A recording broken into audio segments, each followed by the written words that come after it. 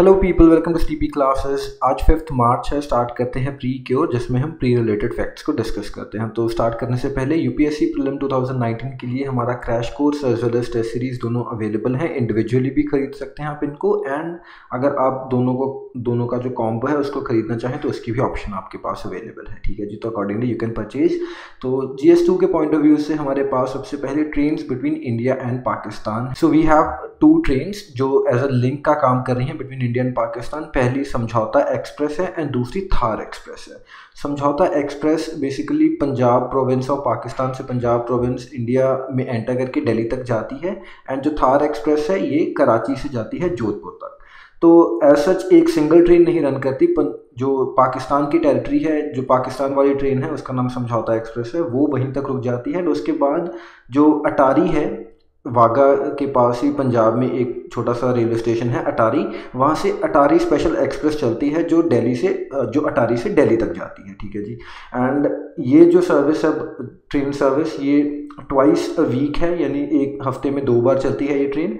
And ये जो service start हुई थी ये 1976 से स्टार्ट हुई थी आफ्टर द शिमला अग्रीमेंट। ठीक है जी। एंड जो थार एक्सप्रेस है ये चलती है कराची से लेके जोधपुर तक। अकॉर्डिंगली इसमें भी वही चीज़ है कि जो पाकिस्तान की ट्रेन है वो पाकिस्तान की टेरिटरी में रुक जाती है, दोबारा से फिर वहाँ से जो पैसेंजर है they have to change the train, and जो इंडियन ट्रेन वहाँ पर खड़ी होती है उसमें बैठकर वो आगे जाते हैं। एंड इसका जो पहला वर्जन था प्री इंडिपेंडेंस, इसको सिंध मेल बोला जाता था। लेकिन 1965 की जो वॉर हुई पाकिस्तान के साथ, तो तब the railway track got destroyed, and 2006 में ये जो थार एक्सप्रेस है, जिसको इंडिया में थार लिंक एक्सप्रेस बोला जाता है, वो दोबारा से उसकी सर्विसेज को स्टार्ट किया। एंड रिसेंटली न्यूज़ आई थी कि इंडिया ने इसका जो अग्रीमेंट है अब और 3 ईयर्स के लिए एक्सटेंड कर दिया है। तो अभी तो फिलहाल ये ट्रेन दोनों चल रही हैं। ठीक है जी, आगे बढ़ते हैं। GS3 के पॉइंट ऑफ व्यू से हमारे पास है national common mobility card NCMC। तो गवर्नमेंट ऑफ इंडिया ने एक इंडिजिनसली डेवलप्ड पेमेंट इकोसिस्टम बनाया है फॉर ट्रांसपोर्ट, जिसमें क्या क्या चीज़ें शामिल हैं। एक आपका NCMC कार्ड है जिसको नेशनल कॉमन मोबिलिटी कार्ड बोलते हैं। दूसरा एक स्वीकार है विच इज़ स्वचालित किराया, ऑटोमेटिक फेयर कलेक्शन सिस्टम है ये। एंड थर्ड थिंग इज स्वागत, दैट इज स्वचालित गेट।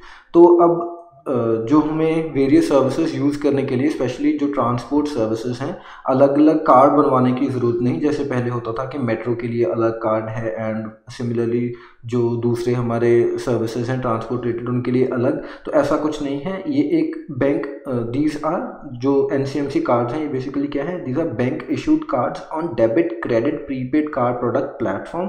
तो बेसिकली एक नए तरीके के कार्ड हैं जिसको आप ट्रांसपोर्ट सर्विसेज के लिए यूज़ कर सकते हैं। एंड ये जो एक सिंगल कार्ड है इसको आप सभी सेगमेंट्स में यूज़ कर सकते हैं, चाहे वो मेट्रो हो, बस हो, सब अर्बन रेलवेज हो, टोल हो, पार्किंग स्मार्ट सिटी हो, या फिर रिटेल हो, तो सभी जगह यूज़ हो सकते हैं। एंड इवन ये जो कार्ड्स हैं इनमें जो आप कैश अपलोड करेंगे that can be use for offline transactions as well. तो इंटरनेट होने की भी ज़रूरत नहीं है हर वक्त। ठीक है जी। And it supports operator specific application as well. तो ज़रूरी नहीं कि जो गवर्नमेंट सर्विसेज हैं सिर्फ उन्हीं को सपोर्ट करेगा, ये जो दूसरी ऑपरेटर स्पेसिफिक सर्विसेज हैं उनके लिए भी ये अवेलेबल है। And ministry of housing and urban development ने ये जो एजेंडा था इसको प्रमोट किया, एंड यही लेकर आए हैं ये NCMC जो पूरा प्रोजेक्ट है, to provide seamless travel by different metros and other transport systems across the country besides the retail shopping and purchases। तो इन सब के लिए तो जैसे हमें मालूम है कि वेरियस स्टोर्स अपने अपने कार्ड दे देते हैं, and accordingly we get offers on that. तो अब ये एक रिप्लेसमेंट बन जाएगी सभी का एक सिंगल कार्ड। ठीक है जी। तो मिनिस्ट्री नहीं भूलना, ministry of housing and urban affairs देकर आए हैं। मिनिस्ट्री ऑफ इलेक्ट्रॉनिक्स या ऐसे ऑप्शन देकर आपको कंफ्यूज किया जा सकता है। एंड ये जो इसके 3 कंपोनेंट्स हैं इनके बारे में भी थोड़ा ध्यान रखना है। ठीक है जी, आगे बढ़ते हैं। यंग साइंटिस्ट प्रोग्राम के बारे में बात करते हैं। तो इसरो का ये एक स्पेशल प्रोग्राम है जिसको युवा विज्ञानी कार्यक्रम यानी युविका भी बोला जाता है। तो दोनों में कंफ्यूज नहीं होना, that is one and the same thing. And जो इसका एम क्या है कि हमें बेसिक नॉलेज देनी है to the students on space technology, space science and space applications. तो अब इसरो क्योंकि इन्वॉल्व है तो एक तो चीज़ क्लियर हो जाती है कि जो इन्फॉर्मेशन है स्पेस रिलेटेड होगी to the young ones with intent of arousing their interest in emerging areas of space activities. तो हम चाहते हैं कि जो हमारे स्टूडेंट्स हैं, जो बच्चे हैं, उनका स्पेस रिलेटेड प्रोग्राम्स में इंटरेस्ट बढ़े, उन स्पेस एक्टिविटीज़ में वो ज़्यादा से ज़्यादा अपनी जो पार्टिसिपेशन है उसको इंक्रीज़ कराएं। तो इसलिए ये एक नया इसरो का प्रोग्राम आया है एंड इसका जो एजेंडा भी क्या है कि कैच देम यंग, ठीक है जी। एंड ये एक रेजिडेंशियल ट्रेनिंग प्रोग्राम होगा of about 2 weeks duration, summer camp या समर हॉलीडेज़ के टाइम पर। एंड इसमें 3 स्टूडेंट्स लिए जाएंगे फ्रॉम ईच स्टेट या यूनियन टेरिटरी, जो भी वेरियस जो हमारे स्कूल्स हैं, जैसे स्टेट बोर्ड के स्कूल्स हैं या सीबीएसई आईसीएसई, तो सभी के स्टूडेंट्स लिए जाएंगे। तो ऐसा सिर्फ किसी पर्टिकुलर बोर्ड पर जो ये हमारा क्राइटेरिया है लिमिटेड नहीं है। एंड जो स्टूडेंट कौन से होंगे, those are finished 8th standard and currently 9th standard में हैं। तो बेसिकली 9th स्टैंडर्ड के बच्चे ही हैं जिनको इस प्रोग्राम में पार्टिसिपेशन के लिए अलाउड है। एंड ये सिलेक्शन जो क्राइटेरिया है, it would involve both the academic performance as well as जो एक्स्ट्रा करिकुलर एक्टिविटीज़ हैं बच्चों की, उन सबको मिला जुला कर देखा जाएगा, बच्चों को चूज़ किया जाएगा। And 3 students from each state ये इकट्ठे रहेंगे in the summer holidays and फिर अकॉर्डिंगली इनको इसरो थोड़ी ट्रेनिंग देगा।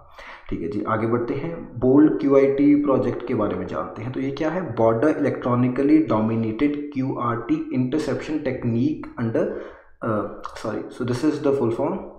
एंड ये बेसिकली है क्या, comprehensive integrated border management system जो है CIBMS, उसके अंडर ये एक नया हमारा बॉर्डर का प्रोजेक्ट है। इंडिया बांग्लादेश बॉर्डर पर इसको इम्प्लीमेंट किया जा रहा है। एंड जो BSF है जो कि रिस्पॉन्सिबल है हमारे Indo Bangladesh border as well as जो इंडो पाकिस्तान बॉर्डर है, दोनों को BSF ही गार्ड करता है।